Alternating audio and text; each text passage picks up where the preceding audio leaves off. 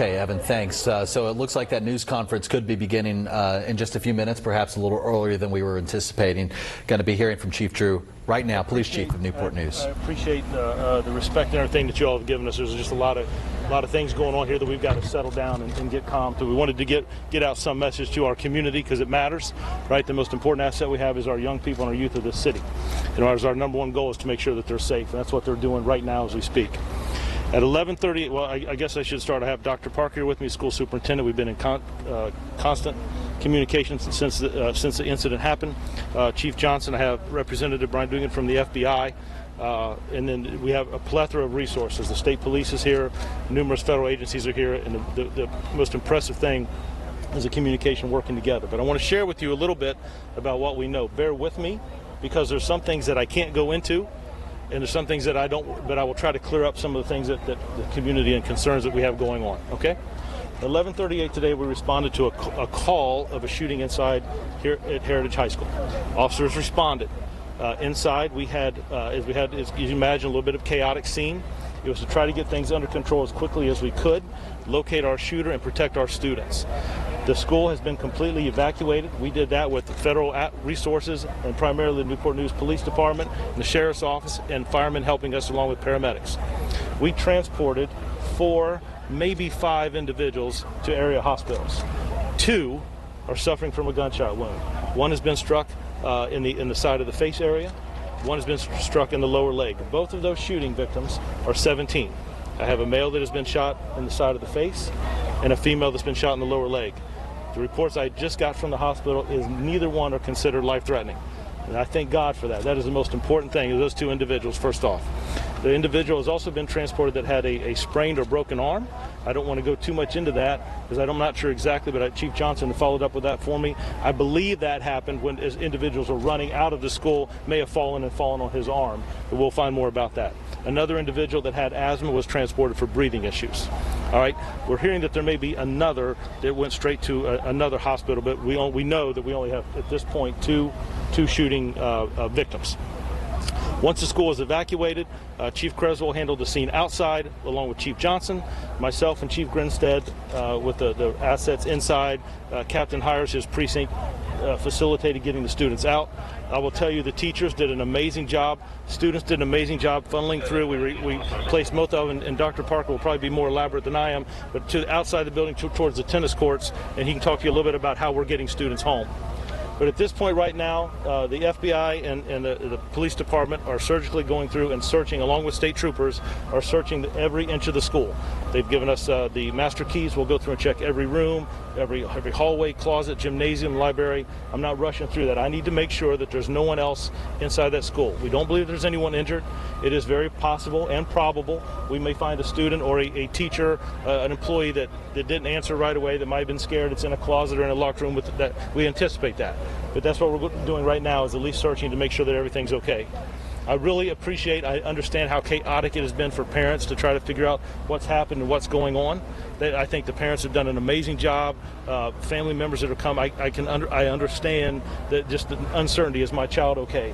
So we're trying to get as much information out as we can. I will tell you that there's been some evidence recovered at the scene and in other parts of the school grounds. But I don't want to go into that because there's kind of 3 components we have working right now. We have our component at the hospital making sure that our 2 victims are okay. I need to be constant updated on how they're doing. The second is the tactical exercise that's going on inside the building, making sure that everything is cleared and the buildings are safe and we don't have anyone else inside. The third component then is trying to find our suspect.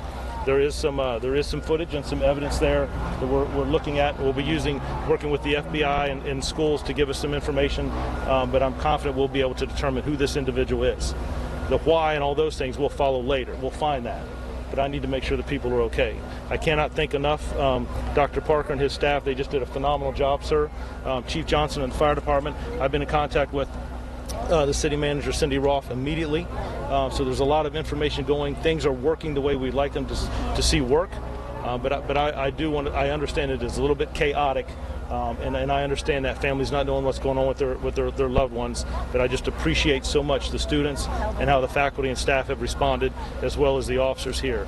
I'm going to step out of the way. I don't want to. Real quick. So the suspect is not in custody? The suspect is not in custody at this time. Is the suspect a student? We're trying to put all that together. Okay. Do you believe that the victims were known to the suspect? Yes.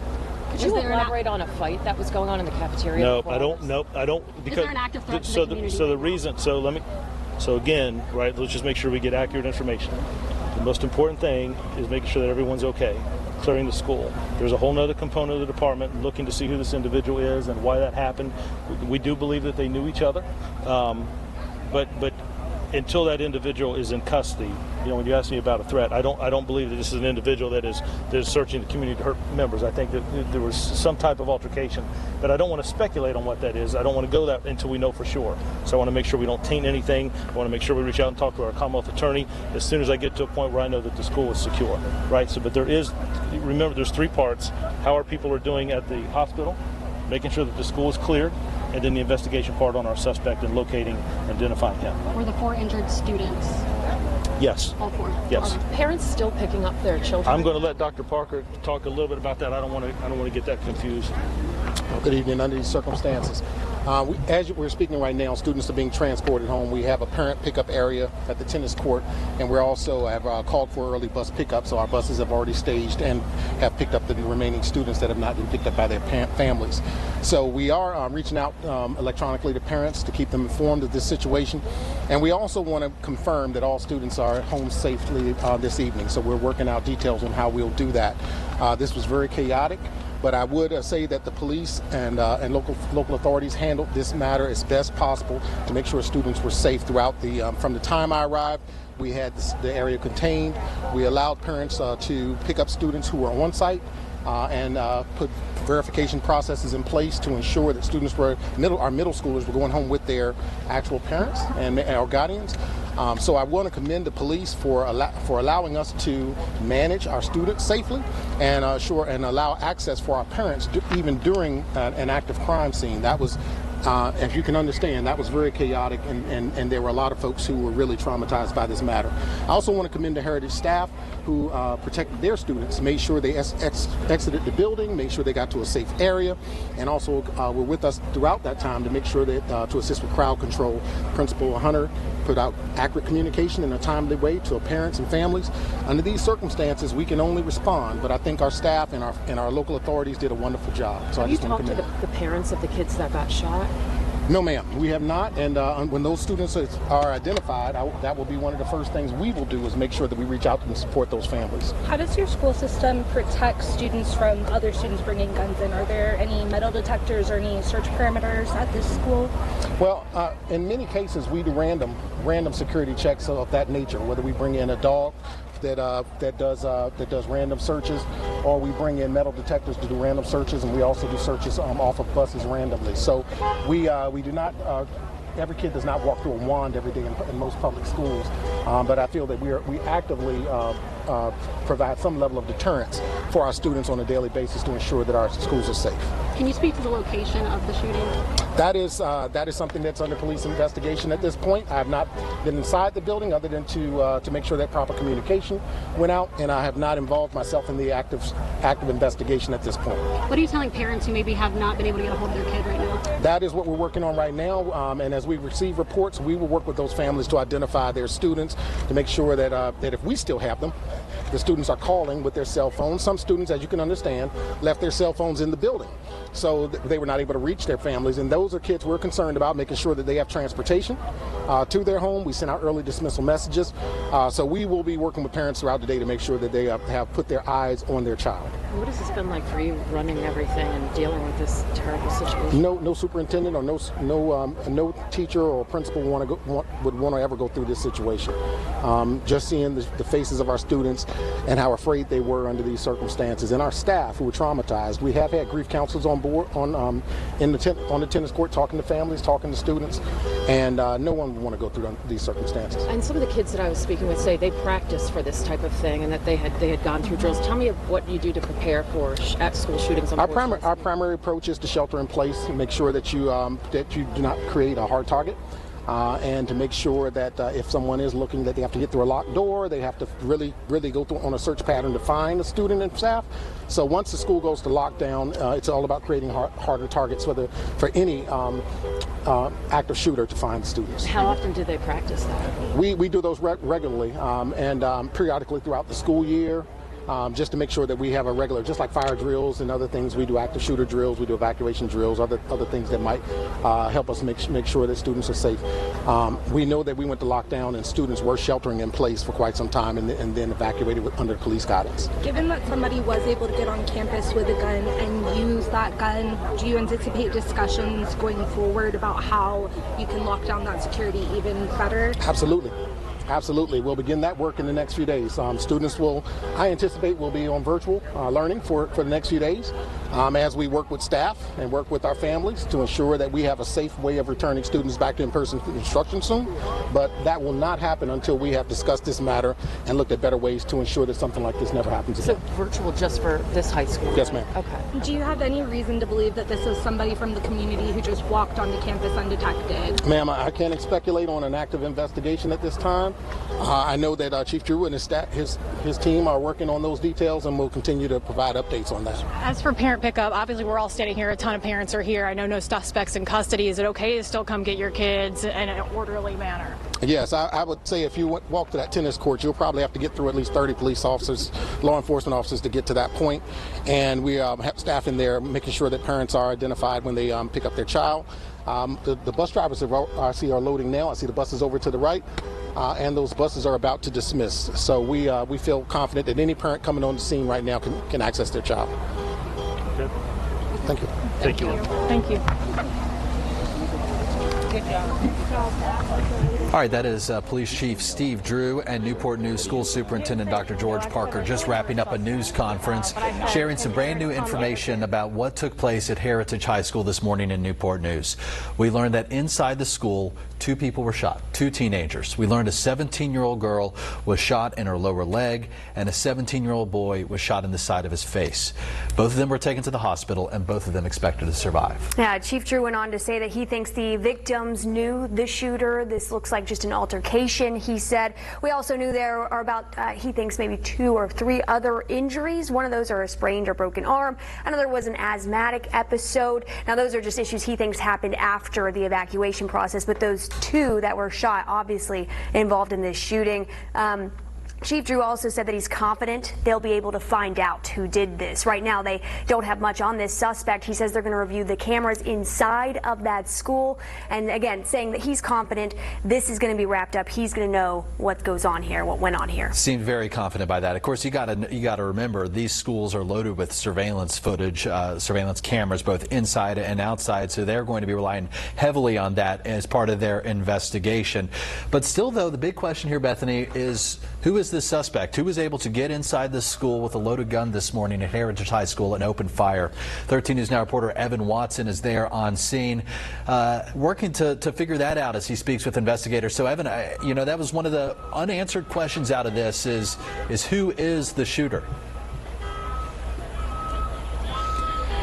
And police and investigators say they can't answer that question right now as it's an ongoing investigation. I did grab Chief Steve Drew just as he walked away to make sure the most important thing. He said, correct, no active threat inside the school right now. I also saw just about 20 FBI agents just moments ago walk inside the school, following up what Chief Drew said, that they are searching to make sure that there's no one left inside there, no student or teacher who may have been understandably frightened and maybe holed up in a spot that they didn't see, did not evacuate. Want to make sure that everyone is safe. But he confirmed there's no active threat inside the school, and that's good news for everyone who's here meeting up and reconciling with this. I want to go through some of the details and the notes that I took down on my phone right here. As you all mentioned off the top, that they transported 4, potentially 5 students for Chief Drew to the hospital, 2 of those being shot, both 17-year-old victims, a male who was shot in the side of the face and a female who was shot in the leg, although Chief Drew said both of those people are expected to be okay, not life-threatening injuries. And then he said said a third student had a potentially broken arm. He said he's unclear how that happened. Maybe it was in the rush to leave the school. And a fourth individual transported to the hospital with asthma issues. The fifth student potentially said they got an unconfirmed report. They're looking to find out if that student may have transported themselves to the hospital or what happened there. But again, not life-threatening injuries for the students. The school being evacuated and being cased right now is all part of the safety protocols and how they go through this to make sure everything's okay. Chief Drew told me that he understands it's been very chaotic for parents and families, but they're working on all of that right now. And in terms of evidence, he said that some evidence has been recovered at the scene already. They're trying to find that suspect, looking at footage, trying to piece it all together, but it is safe for parents to come pick up their kids, as it has been. It's safe for those kids to meet up. Some of the children who may have left, or the students may have left their phones inside. They're trying to work through those details right now, getting them in contact with the families, but pleased to come out. And those are the updates we have from Chief Drew right now as we're learning more about this ongoing investigation. And just to hammer home the point once again, he confirmed to me directly no active threat inside the school at this moment. It's all right, and everyone's meeting back up once again. Reporting live in Newport News at Heritage High School, Evan Watson for 13 News Now. Evan, thanks for getting that confirmation with the police chief. That was something that was unclear coming out of that news conference, but good to hear. Again, we can't reiterate it enough. No threat inside the school, but police are still going to be going door to door, room by room inside that school to make sure that everybody is out. That's anybody who is still sheltering in place. For good reason, maybe still too afraid to leave the room. Police are going to escort them out safe. Yeah, FBI and Newport News Police joining in on that. Chief Drew saying that he's not rushing through that process. He's going to go door to door with the master key. And, you know, Superintendent Dr. George Parker said that the teachers did an amazing job with these drills. And that's a big part of this, is these drills probably saved lives today. And so now joining us on kind of what happens next, these drills they're going through currently, even still in this moment, is Allison Basil. Allison, what are the school leaders doing at this moment? Absolutely. So as Evan said, we just saw them all come together. Chief Drew was here, Superintendent Dr. George Parker was here, and several board members to talk with the media. Now, Chief Drew did say that call came in around 11:38. They can't tell us exactly where the shots rang out, but many students I talked with here told me they think it happened near the cafeteria. But Superintendent Parker said students knew immediately what to do. He says they practice active shooter drills multiple times a year with students and teachers. So immediately they started to hide. Teachers locked the doors, and they waited until those rooms were cleared. And yeah, as you said, Dr. Parker gave those teachers kudos for this stressful situation. He said they were able to clear rooms as teachers and officers got the okay to head outside to the tennis court. So again, this is something they do all the time, just in case something awful like this were to happen. But over the next few days, you know, what happens next? We did ask Dr. Parker. He says most likely, he didn't give us a definite, but students and teachers here will move to online learning for the next few days. This is just to make sure, you know, students and teachers are okay. He says they already have counselors ready to talk to students and teachers and just kind of get them settled down over the next few days, as you know, we're still investigating exactly what happened, but just to move those students onto virtual, that's the plan for now. But they are kind of still trying to figure out exactly where this happened, but they again will keep us updated with that. Chief Drew did also talk with some community members here, just trying to calm them down. He talked to a few pastors that just want to help them talk with the students, so I believe they're going to let them do a little bit of that as well. But yes, just expect here at Heritage High School, students are going to be online for the next few days as the school board kind of and the school division gets things settled down. But that's what we know for now, Bethany. Allison, we're looking over your shoulder right now. It'll be off to your right, and it looks like maybe those were SWAT team members. Were they coming out of the school, or did it look like to you that they were going inside the school? I didn't see the SWAT members going in and out. I did see them clearing some activity on the roof, but they're kind of clustered here now, I would assume, as they're trying to figure out exactly where those shots happened. But yeah, I do see them right there in the cluster, but I didn't see them actively going in and out as I was on the presser, Dan.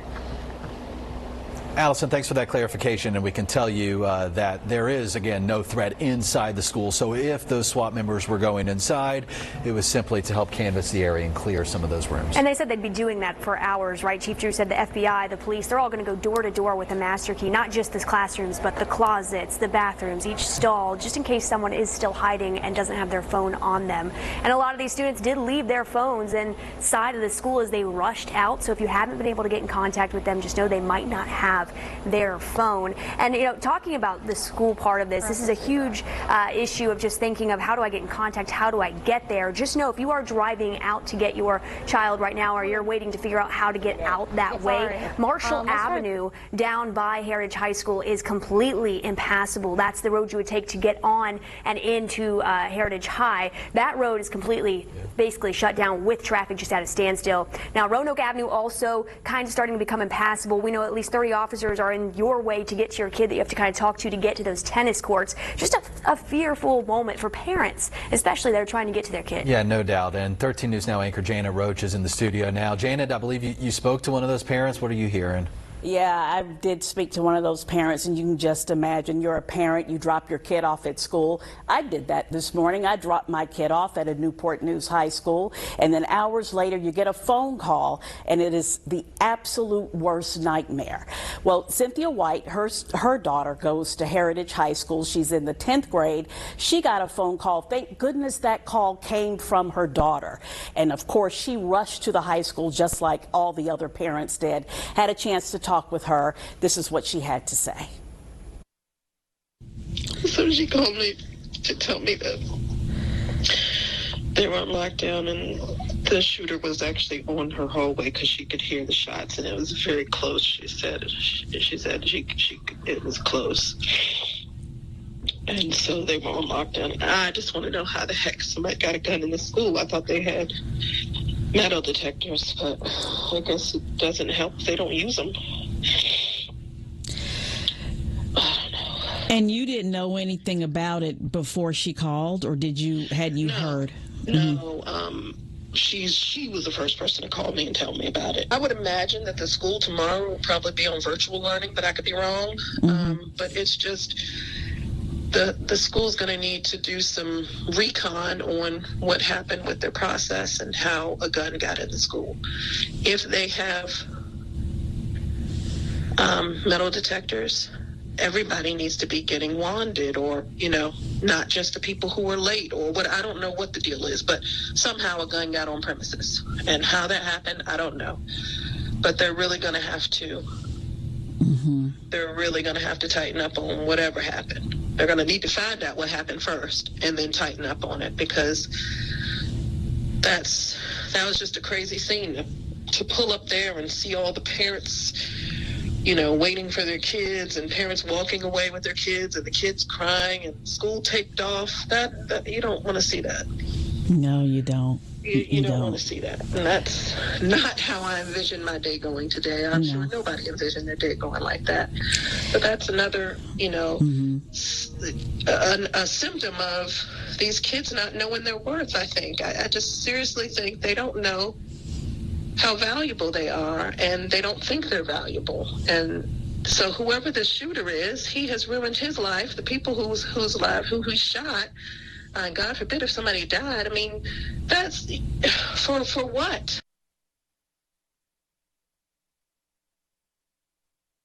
For what? You think about just how tragic this could have been. Now, Cynthia White tells me that the school went on lockdown. This is the information that she received. The school went on lockdown at 11:46. At 12:15, that's when she got the email that something had happened, that there had been a shooting at the school. And her daughter, she seems to be doing okay. She's okay physically, but not necessarily okay mentally, particularly with the shooting that happened right there on her hallway. She didn't know who was involved. Just fortunate that she was able to get out there, get out of the school as quickly as possible and to the tennis courts. And as you can hear from Miss White, she has a lot of questions. So there are a lot of things that need to be answered, and that is, how did a gun get into the school to begin with? And I know that police are on this situation. The superintendent is on it. Everybody is trying to get as much information as possible, but that is extremely be critical to this entire investigation to make parents and students begin to feel safe again. Back to you guys. Janet, if I can just ask you on a personal note, as a mother of Newport News children who have been through the system and one still there, I'm hearing from one mom who says her daughter doesn't want to go back to school tomorrow because she was on the same hallway where this shooting happened. What kind of conversation can you have with kids tonight, even if they're not a student at that school? What can you say to make them feel better? Well, you certainly need to hug them. That's what I'll do with my son, and just have a talk with him about how he feels. Of course, this makes me emotional, knowing that he is at a Newport News public school, a high school. And, you know, it's one of those things when I listened to Cynthia White talk about it and how she just went on and on about, you know, I couldn't play the whole thing, but just the symptom of gun violence that is so pervasive in our country right now, and how no one is immune. And so I think the best thing that you can tell your kids is that, hey, I'm here for you, and I'm always going to support you, and I love you very much. And that's what I'll tell my son, and I know that a lot of other parents will be saying the same thing. Janet, thank you. Thank you for that. And, you know, we talked to a parent earlier, too, Kim Osborne, who drove so quickly to get to the school. She said when she got there, not many police were on scene yet even then, but she reunited with her daughter. And we even spoke to her daughter. I believe we have some of the sound that she had a reaction when she was coming out of that school. I was walking out of the cafeteria because lunch just ended, and I was walking a bit past the first hall, and I just heard a few loud bangs. And I just looked up and looked around like, what's happening? And everyone just started running and pushing me over. I did fall to the ground for a split second, but I had enough strength to get up and run out of there as fast as I could.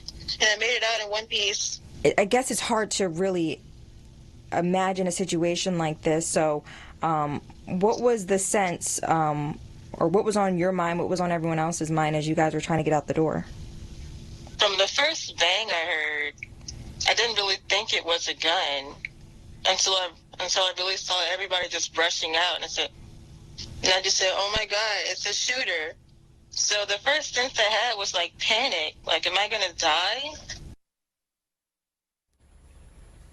Tough sound there from an 11th grade student, Tiana, from Heritage High School.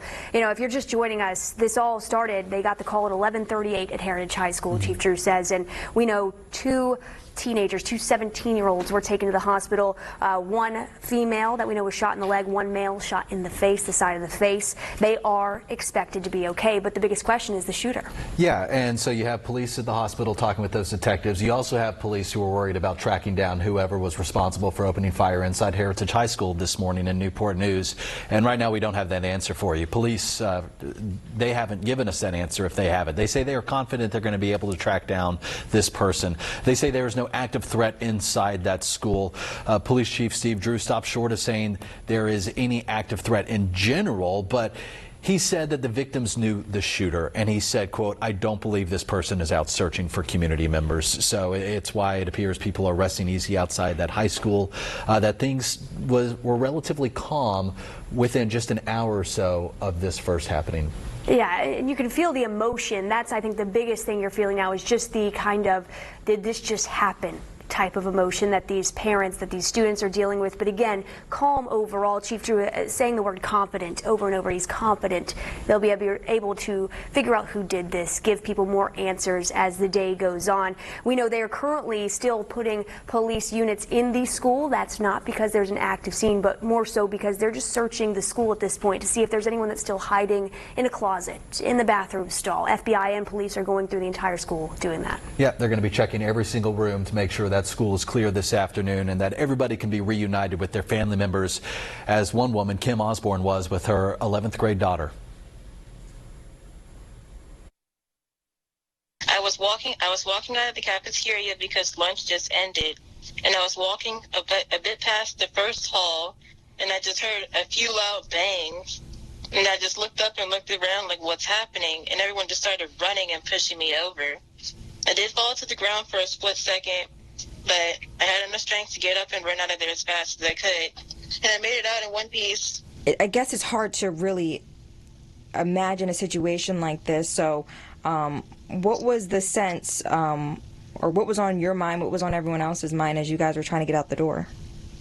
From the first bang I heard, I didn't really think it was a gun until I really saw everybody just rushing out, and I just said, "Oh my God, it's a shooter."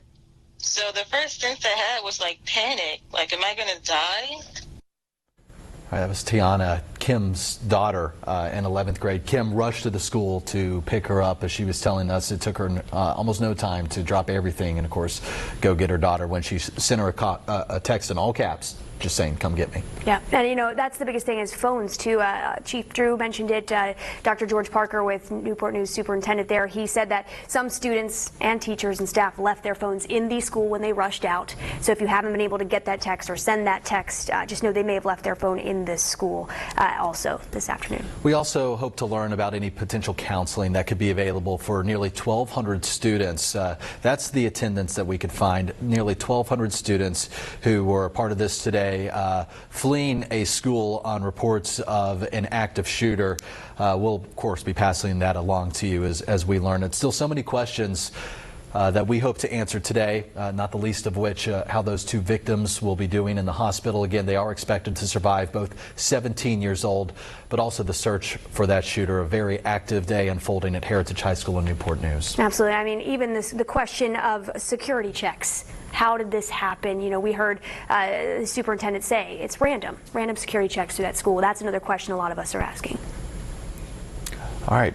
It is 1:59 and we are wrapping up our coverage here on 13 News Now. You can get more on 13newsnow.com.